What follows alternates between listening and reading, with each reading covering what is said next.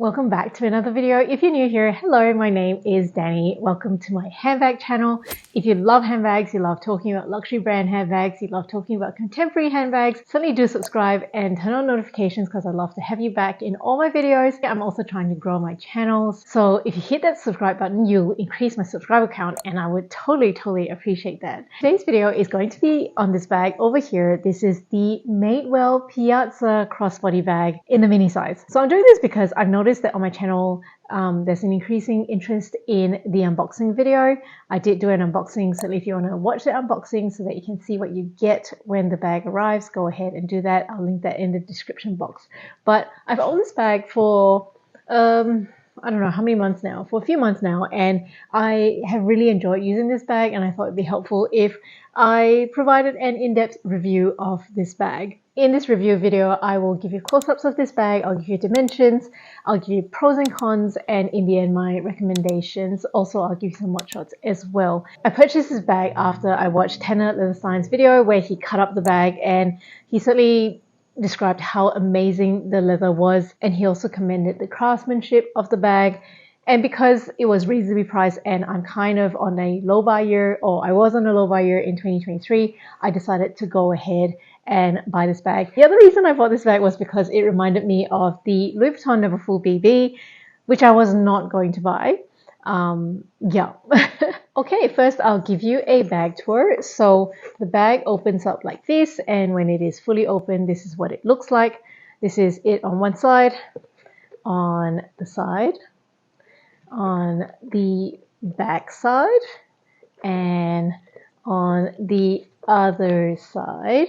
And kindly ignore the bag charm, that one is my own, but I'm a little bit lazy to take it off. The bottom of the bag, it does have these two top handles and a close up, so that's it on the outside of the top handles, and on the underside there is a seam over there. The stitching is very beautiful. A detachable crossbody strap which has multiple length settings, 1, 2, 3, 4, 5, 6, 7, 8, 9 length settings. There's a lot of flexibility in terms of strap length adjustments if you need to. This color is called Timber Beam. It does come in other colors like black and like a light pink, and I think I've seen it in like a sage green before as well. This bag is discontinued by Madewell itself, but I've seen it sold on other third-party websites and of course on the pre-love site as well. This is such a beautiful leather, I have to say. It does remind me of craftsman leather, so leather craftsman leather. It feels very raw, very naked, and very smooth and buttery and really unprocessed. It feels very natural. I think of cowboys when I see this leather, and it smells amazing as well. It is secured closed with a magnetic closure, and then on the inside it is just raw suede. It is not lined at all. It's just the other side of this leather, and I know that based on Tanner's video when he cut up the bag. There is a slip pocket on this side over there, otherwise it is one big compartment. With regards to the crossbody strap, the D-rings are on the inside of the bag, which makes it really cool, and I said that in my unboxing because it means that if you decide you want to put your long strap inside the bag, it gives the bag a very clean look, just like that. You don't see any hardware or D-rings on the outside, and of course you get the same look if you completely detach the strap as well. Okay, let's talk about measurements. At its widest point at the top of the bag, it measures 28 centimeters. At the bottom of the bag, it measures 21 centimeters. In terms of the height of the bag, it measures 13.5 centimeters. The top handle drop is 7.5 centimeters. With a long strap, I will measure its shortest and longest length, and I'll put that on screen for you. Okay, moving on to pros and cons. I think this bag is really cool looking. It just is so effortless. Obviously great for a casual day out. As I said before, I did purchase it because it reminded me of the Never Full BB, so it depends on whether you like that look or not. The other bag that it looks like, one of my friends here on YouTube, Deandra Bolton, did say that it looks like the Loewe flamenco bag, especially when it's cinched in like this, and I certainly think so as well. I think it gives it a very feminine look when you cinch it in like that.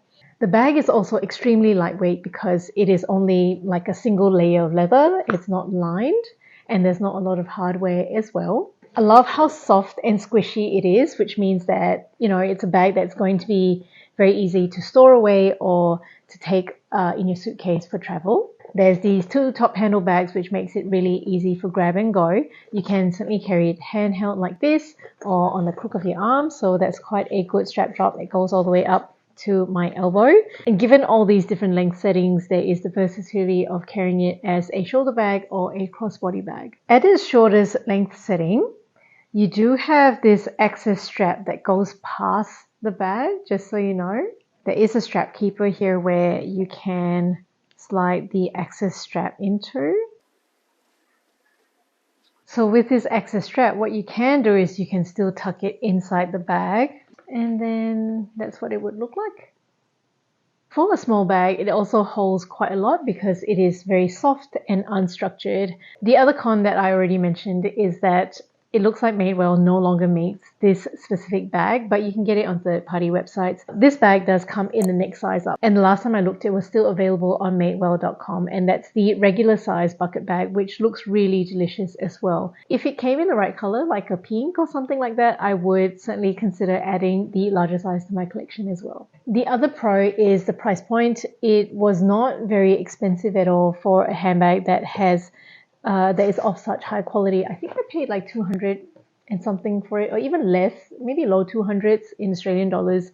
It does go on sale, so you certainly can wait for that as well. In terms of cons, look, if you're looking for a big bag that fits a lot, it's not going to do that. It is a bag that has good capacity for how small it looks. The other con that initially really bugged me was that this I felt like the bag wasn't particularly secure. The magnet is not that strong at all, and it's not that deep. So I felt like my items were very close to the surface, and if the bag was to accidentally tip over or something like that, my concern was that my contents would fall out. It's pretty secure where I live, so I'm not that worried about pickpockets, but I know that, you know, people in general might be worried about pickpockets anyway. So initially when I was using this bag, I felt a bit uncomfortable and insecure, but I then started training the bag by cinching it in. So initially when you first cinch it in, because the leather is a bit stiffer, it's a bit more effort to cinch it in like this. But once I did it a few times, it was fine. I felt like it was much more secure, and it also helped the magnet stay together a little bit more. Usually when I fill up the bag does sit a little bit open like this, but even when it's open like that, I feel like the opening is still quite snug compared to the contents of the bag, so I'm less worried that things are going to fall out. Now the other con, it might be a con to some people, is that the bag is not particularly structured. So sometimes if the items are not arranged in a neat way, the bag can deform. Because I always use a mini pochette, the mini pochette kind of just sits inside the bag and provides structure for the bag immediately. So if you're someone who uses a mini pochette all the time, I don't think that'll be so much of a problem. I kind of just leave the mini pochette on the back of the bag, and that in itself provides the structure for the bag. I'm not going to do a what fits in this video because I've already done a dedicated video to that. I'll link it in the description box below if you're interested in finding out what fits. Would I recommend this bag? I absolutely would.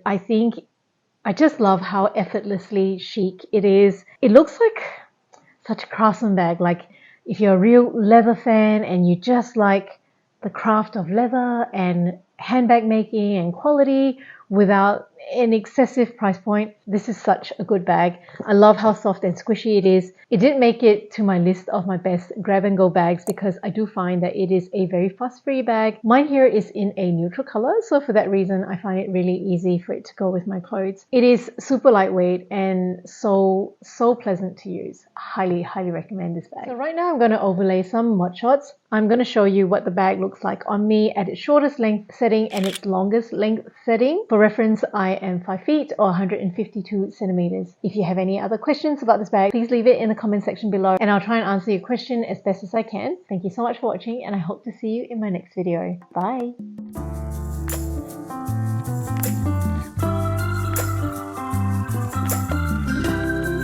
About my favorite grab and go bag, a vintage Boston bag from Fendi, Micro Gucci mini dome bag. Always been in love with this dome shape. My first love was actually the Elma BB. It can be a great grab and go bag. Of course, lots of people talk about the Dani O one. Mine here is in the limited edition Louis Vuitton X Yayoi Kusama collection.